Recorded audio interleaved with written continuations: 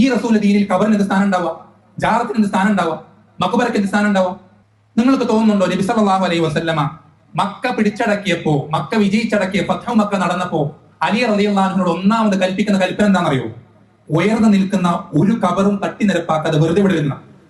അങ്ങനെ കൽപ്പിച്ച നബി സല്ലല്ലാഹു അലൈഹി വസല്ലമ, ആ നബി സല്ലല്ലാഹു അലൈഹി വസല്ലമയുടെ ദീനും ഇന്നത്തെ മഖബറകളും ജാറങ്ങളും തമ്മിൽ എന്തെങ്കിലും ബന്ധമുണ്ടാകുമെന്ന് കരുതുന്നുണ്ടോ?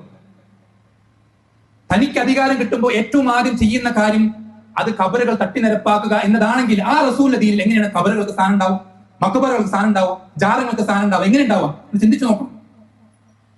തന്റെ നാട്ടിൽ തനിക്ക് അധികാരം കിട്ടുമ്പോൾ ആദ്യമായി മക്ക പിടിച്ചടക്കിയപ്പോ ഏറ്റവും ആദ്യം കൽപ്പിക്കുന്ന കൽപ്പന ഉയർന്നു നിൽക്കുന്ന ഒരു ഖബറും തട്ടി നിരപ്പാക്കാതെ വിടുന്ന അലി റളിയല്ലാഹു അൻഹു കൽപ്പിക്കുന്ന കൽപ്പനയാണ്. ഈ റസൂലിന്റെ ദീനിൽ ഖബറിന് എന്ത് സ്ഥാനം ഉണ്ടാവുക? ജാറത്തിന് എന്ത് സ്ഥാനം ഉണ്ടാവുക? മഖബറക്ക് എന്ത് സ്ഥാനം ഉണ്ടാവുക? ചിന്തിച്ചു നോക്കണം. നമ്മുടെ നാട്ടിൽ അങ്ങനെ ഉണ്ട്, ഇങ്ങനെ ഉണ്ട്, അവരങ്ങനെ ചെയ്യുന്നുണ്ട്, വാപ്പകാരന്മാർ ചെയ്യുന്നുണ്ട്, കുറെ കാലം. ഇതൊന്നും ദീനാകാനുള്ള തെളിവല്ല, ഇതൊന്നും അള്ളാഹനെ തൃപ്തിപ്പെടുത്താനുള്ള കാരണങ്ങളല്ല, നരകത്തിന് രക്ഷപ്പെടാൻ നമ്മൾക്ക് ഉപകരിക്കുകയില്ല.